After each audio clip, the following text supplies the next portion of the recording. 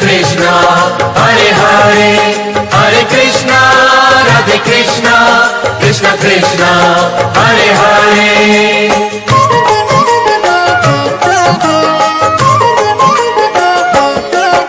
आनंद कंद देवकी नंद वसुदेव पुत्र कृष्णा,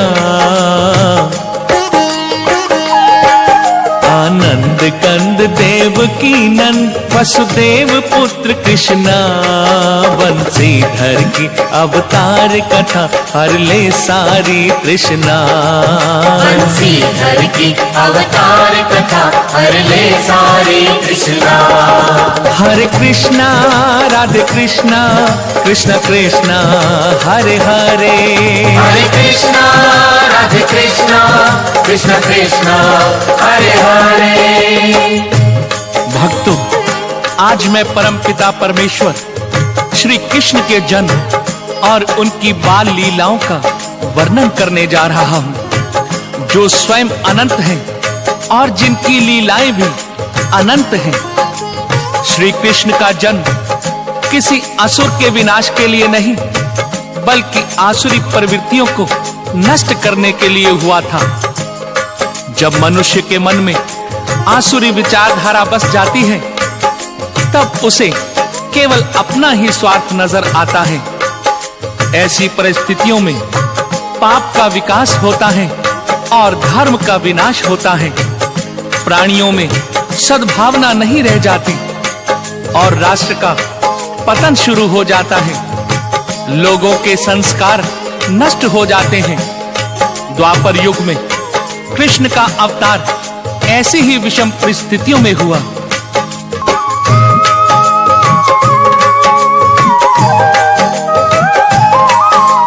निराकार साकार वही है परम पिता परमेश्वर, वो देते हैं वो लेते हैं करता धरता ईश्वर।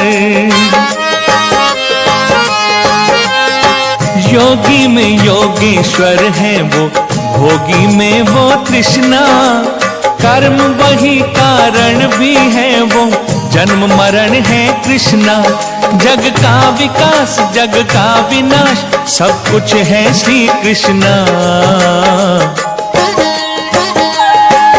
बंसीधर की अवतार कथा हर ले सारी तृष्णा, बंसीधर की अवतार कथा हर ले सारी तृष्णा। हरे कृष्णा राधे कृष्णा, कृष्णा कृष्णा हरे हरे, हरे कृष्णा राधे कृष्णा, कृष्णा कृष्णा हरे हरे। भक्तों, द्वापर युग के कदम बढ़ रहे थे और धरती पर पाप भी बढ़ रहा था।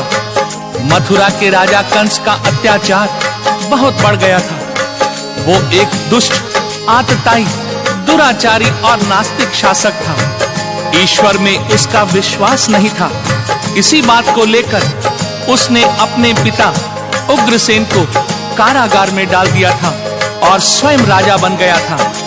उसके राज्य में पूजा पाठ, हरि भजन व सारी धार्मिक क्रियाएं बंद कर दी गई थी। यज्ञशालाओं में गाय का मांस काटकर बिखेर दिया जाता था।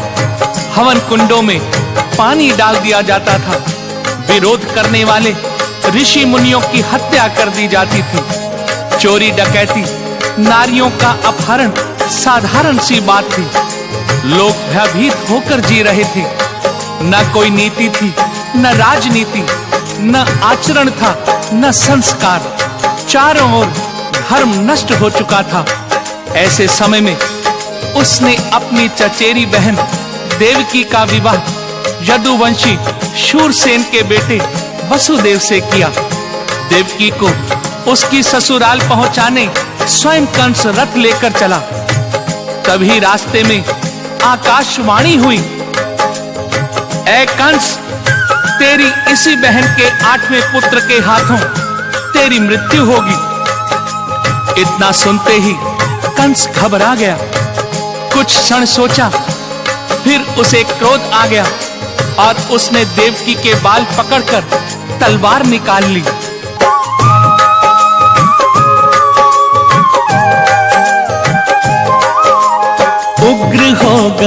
उग्रसेन सुत कंस क्रोध से कांपा। कैसी बहन कौन अब भाई, रिश्ता अभी कहाँ का। इसका वध मैं अभी करूंगा, काल कहाँ जन्मेगा। जब ये जड़ ही नहीं रहेगी, कैसे पेड़ बनेगा। मामा का काल भांजा हो, ये चोट नहीं सहना।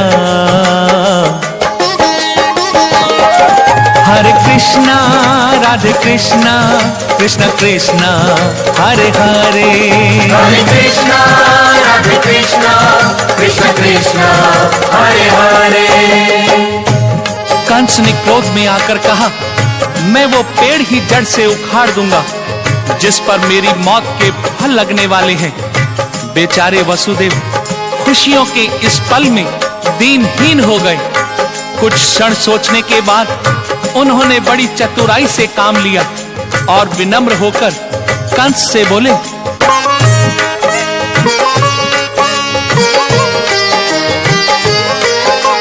शूरवीर तुम महाबली हो, कौन है तुम सा जग में। बड़े बड़े राजा झुक जाते डर से जिसके पग में। नारी का वध करने वाला वीर नहीं कहलाए। मेरा साला कायर हो, वसुदेव नहीं सह पाए। देवकी पुत्र है शत्रुघ्न, तेरी शत्रु नहीं बहना। हरे कृष्णा राधे कृष्णा, कृष्ण कृष्णा हरे हरे। हरे कृष्णा राधे कृष्णा, कृष्ण कृष्णा हरे हरे। वसुदेव जी ने बड़ी विनम्रता से कहा, महाराज कंस, देवकी का पुत्र आपका शत्रु है, न कि आपकी बहन देवकी।